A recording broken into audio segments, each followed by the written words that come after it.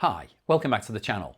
In today's episode, I want to talk to you about what's happening in the Russian economy and specifically to talk about the ongoing drone warfare that Ukraine is launching against Russian energy infrastructure.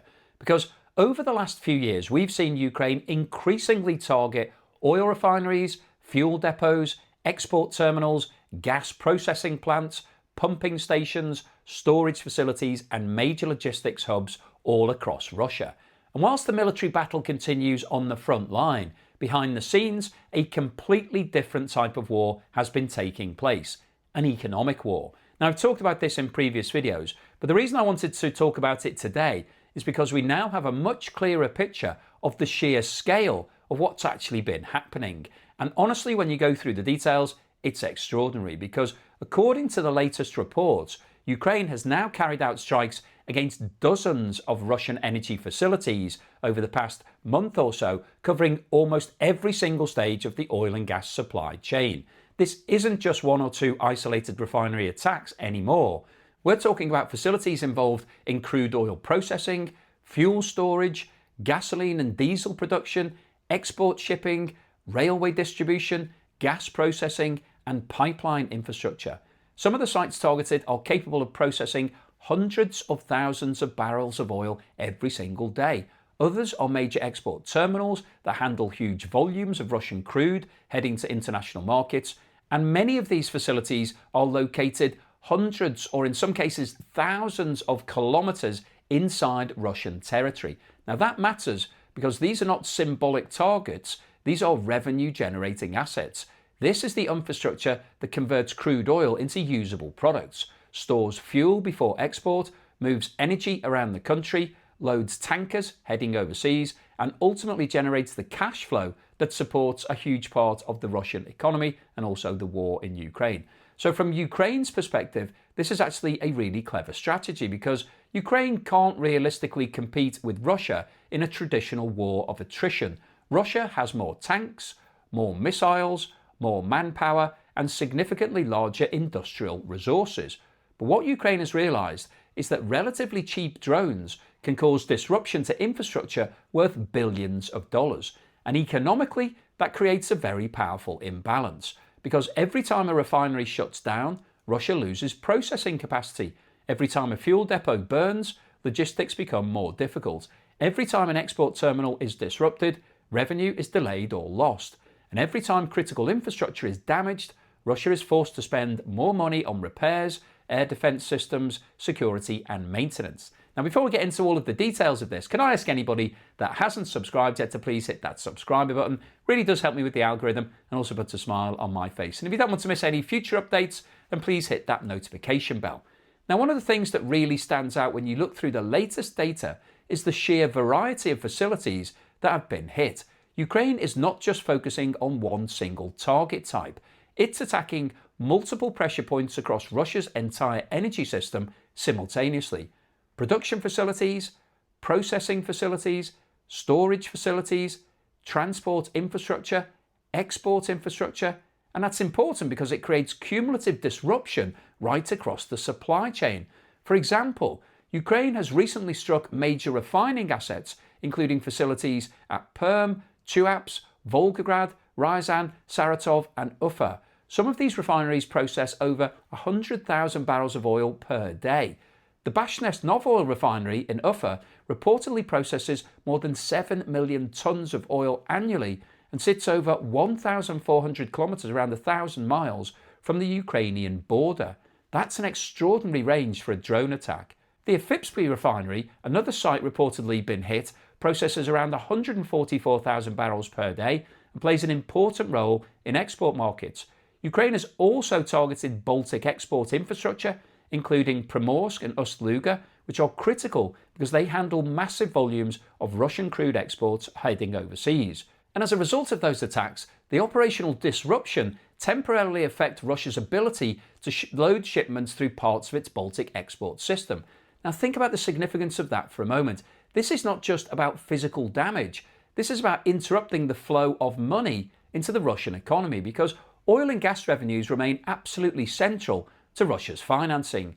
That is the cash flow that funds government spending, supports the ruble, pays for imports and helps finance the war itself.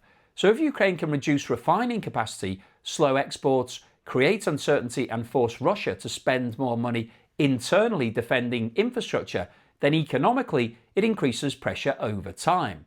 Russia's oil production has fallen by around 460,000 barrels per day currently compared with where it was a year ago. Oil product exports have also reportedly dropped to some of the lowest levels in recent years.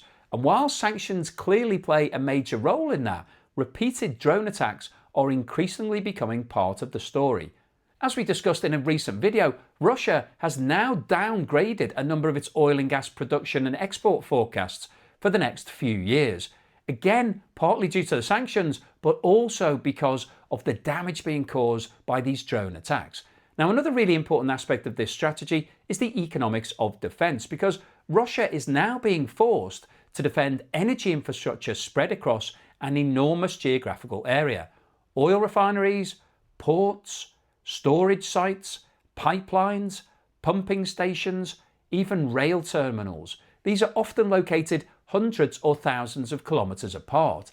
That requires huge amounts of military resources, additional air defence systems, electronic warfare equipment, security personnel, radar systems, repair teams, and constant monitoring. So Ukraine is effectively forcing Russia to spend increasing amounts of money protecting its own domestic infrastructure. And again, economically, that matters. Now, psychologically, these attacks are also significant because many of these facilities are deep inside Russia itself. They're not near disputed territory, but deep inside the country. And that sends a very clear message that critical infrastructure is vulnerable wherever it is. Now, of course, Russia still continues to earn enormous revenues from oil and gas exports, and this strategy alone is not suddenly going to collapse the Russian economy overnight. But I don't think that's the objective. The objective is to cause long-term economic attrition, gradually increasing Russia's costs, reducing its efficiency, disrupting logistics, creating uncertainty, and slowly weakening Russia's economic position over time. And historically, wars are often determined as much by economics as military strength.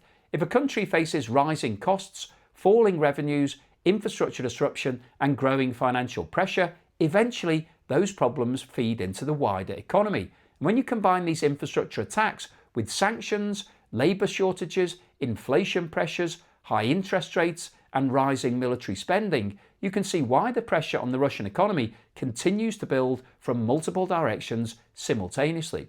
So whilst most headlines continue to focus on troop movements and battlefield developments, behind the scenes an increasingly important economic war is taking place.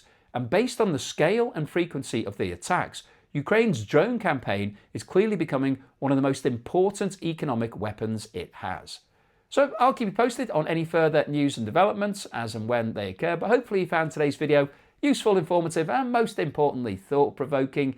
If you have liked what I've said, then please give me a thumbs up. Please subscribe to the channel if you haven't done so already. Don't forget, I'm currently running my competition where you can win my property or a cash alternative prize. Very limited amount of time left on this now, so if you'd like to get involved, now's the time to do it. Scan the QR code on the screen now with your phone. You basically try to take a picture, and when the little yellow bar comes up, press that, it'll take you straight through. Or if you're watching on your phone or you don't want to scan the QR code, click the link in the description below. It will take you straight through. I'd like to say thank you very much to everybody that's supporting me. If you bought me a coffee, sent me a YouTube super thanks, or signed up as a patron or member, thank you for that support. Really does help to keep me focused and making as many videos as I can. Also wants to mention that Joe Blogs Russia is now live. If you're interested in just my Russian content, this is the place for you to go to. It's all going to be on there. I'm uploading all the back catalogue at the moment, so we're in transition period, but there will be some new stuff on there as well. There is new stuff on there. So jump over there if you just want to see the Russian side of things. I've set up a membership scheme. There will be some exclusive member content on there as well, and there'll also be other videos that I may not post onto the main channel because I'm going to be producing more Russian videos, and I think it's probably too much for this channel, but Joe Blogs Russia, that's where it's all going to live. So please help me out. There's a link at the end of today's video. If you could go over and subscribe and watch some of the videos, that would be fantastic. Also want to mention that Joe and Naz is now live we're bringing a bit of fun, a bit of light-hearted relief. So if you want something that's going to put a smile on your face and watching us do some food reviews and pub reviews and some other interesting fun stuff, then go and check it out. It will definitely cheer you up. There's a link at the end of today's video. It'll take you through to one of our videos. Please subscribe and watch some stuff because we need your support. It's very early stages. And in the meantime, here's something to put a smile on your face.